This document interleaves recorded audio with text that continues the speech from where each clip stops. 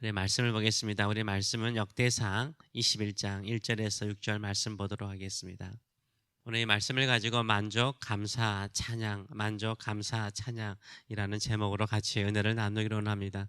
사람이 교만하면은 자랑하고 싶어하는 마음이 있습니다.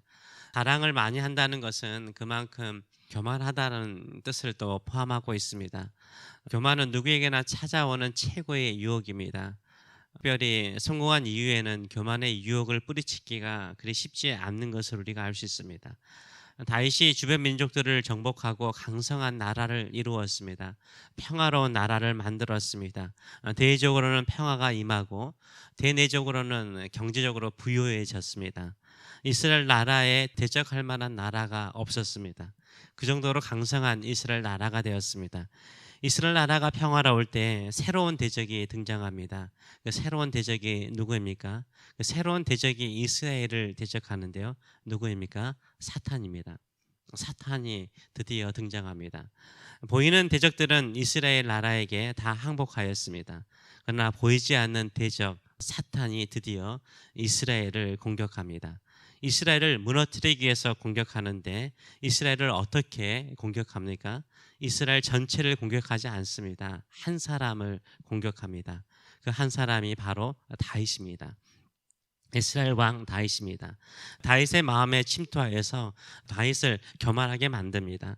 다윗이 교만하여서 하나님께서 기뻐하지 않는 일을 하게 만들죠. 1절의 말씀을 보게 되면 사탄이 일어나 누구를 대적하여? 이스라엘을 대적하여 다윗을 충동하여 이스라엘을 계수하게 하니라 라고 말하고 있어요. 사탄이 일어나서 이스라엘을 대적하는데 이스라엘 전체를 공격하는 것이 아니라 다윗을 공격합니다. 사탄은 지금도 교회를 공격할 때, 교회를 무너뜨릴 때 누구를 집중적으로 공격합니까? 교회 지도자들을 공격합니다. 목사뿐만 아니라 장로님들, 교회의 중요한 분들을 먼저 공격하죠. 지도자 한 사람이 무너지면 교회가 쉽게 무너지는 것을 우리는 주변에서 볼 수가 있습니다. 그런데 그 무너지는 그 모든 케이스 가운데 많은 케이스는요, 교만함에서 무너져요. 성공적인 목회를 하신 목사님 가운데 후반전에 안 좋은 이유가 무엇입니까? 교만해지죠. 목회적으로 크게 성공하면 사탄이 그 마음속에 교만함을 심어줘요. 근데 그 교만함으로 인해서 자랑하면서 무너지는 것을 볼 수 있습니다. 한 가정을 무너뜨리기 위해서도 마찬가지죠. 가정 전체에 고난을 주지 않아요. 그 가정 안에 한 사람, 남편이거나 아내, 중요한 사람 한 사람을 무너뜨려 버립니다. 그러면 가정이 무너지는 것을 우리가 볼 수 있습니다. 다윗도 사탄의 충동에 무너지는데 얼마나 많은 사람들이 무너지겠습니까? 그래서 우리는 늘 깨어서 기도해야 됩니다. 겸손한 마음으로 주님 의지하는 마음으로 늘 살아가시는 저와 여러분 되시길 축원합니다. 목자가 잘못된 길로 가면 따르는 양들이 잘못된 길로 가게 돼 있습니다. 지도자가 잘못된 길로 가게 되면 그 사람을 따르는 무리들이 잘못된 길로 가게 됩니다. 결국 다윗이 잘못된 길로 가니까 이스라엘 전체가 잘못된 길로 가게 되었던 것입니다. 다윗이 교만하니까 이스라엘 전체가 교만하여서요, 하나님께 감사하는 마음이 사라져 버린 것이죠. 다윗이 교만하여서 행한 일이 무엇입니까? 인구조사입니다. 이스라엘 최남단인 브에세바로부터 최북단의 도시인 단까지 이스라엘 인구를 조사하게 합니다. 징집 대상, 군대에 칼을 들고 전쟁에 나갈 수 있는 사람들이 몇 명인가 그 숫자를 알아보고 보고하라라고 명령을 합니다. 이때 요압 장군이 반대를 하죠. 2절과 3절의 말씀을 보게 되면 다윗이 요압과 백성의 지도자들에게 이르되 너희는 가서 브에세바에서부터 단까지 이스라엘을 계수하고 돌아와 내게 보고하여 그 수요를 그 숫자를 알게 하라 하니 요압이 아뢰되 여호와께서 그 백성을 지금보다 100배나 더하시기를 원하나이다. 내 주 왕이여 이 백성이 다 내 주의 종이 아니니까 내 주께서 어찌하여 이 일을 명령하시나이까 어찌하여 이스라엘이 범죄하게 하시나이까 라고 반대를 합니다. 요압 장군은 되게 자기 중심적인 사람이잖아요. 자기를 위해서는요, 그냥 이스라엘의 평화 별로 중요하지 않아요. 그래서 여러 중요한 사람들을 이 요압 장군이 죽입니다. 근데 이때는 중요한 말을 합니다. 여기에 있는 모든 백성들이 다 다윗 왕의 종들과 같은 사람들입니다. 하나님께서 축복하시면 여기에 있는 숫자보다 100배나 더 주실 것입니다. 이것은 왕의 범죄가 아닙니다. 이것은 이스라엘을 범죄하게 만드는 큰 죄악입니다라고 반대를 합니다. 근데요, 다윗이요, 거기에 굴하지 않아요. 계속해서 요압 장군과 지도자들을 재촉하여서 결국은 인구 조사를 하게 만듭니다. 교만하면요, 좋은 충고도 들리지 않아요. 좋은 믿음의 충고도 들리지 않을 때가 참 많습니다. 왜 그렇습니까? 교만은요, 마음을 굳게 만들어요. 마음을 굳게 만들면 귀를 막아버려요.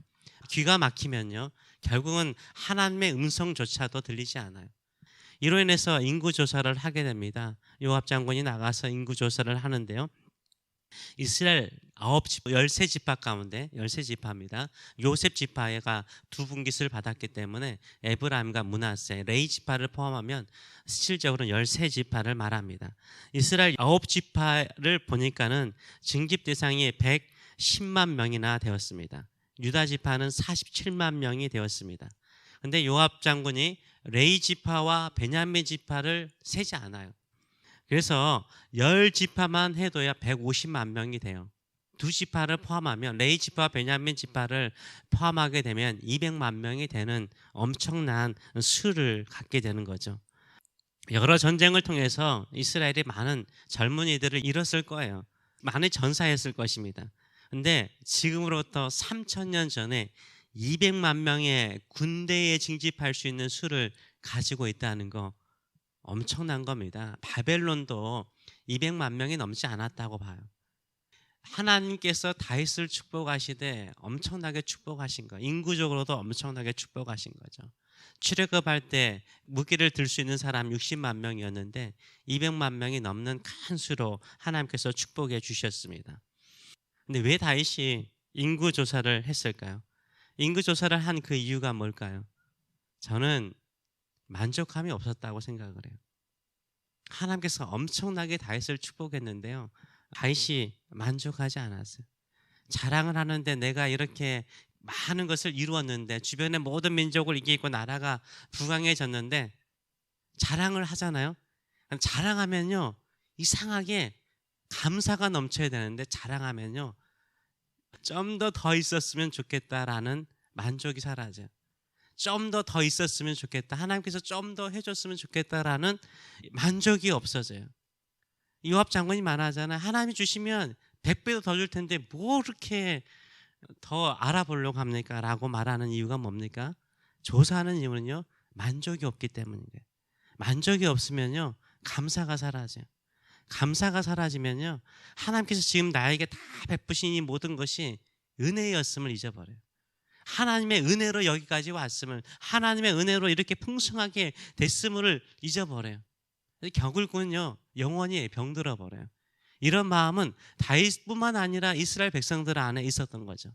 이스라엘 백성들 마음속에도요, 사사시대 때 그렇게 시달리고 힘들었던 그 시대가 지나고 나라가 부강해졌어요. 경제적으로 부강해졌어요. 잘 살게 되었어요. 뭐가 없어요? 만족이 없어요. 하나님께 감사가 없는 거예요.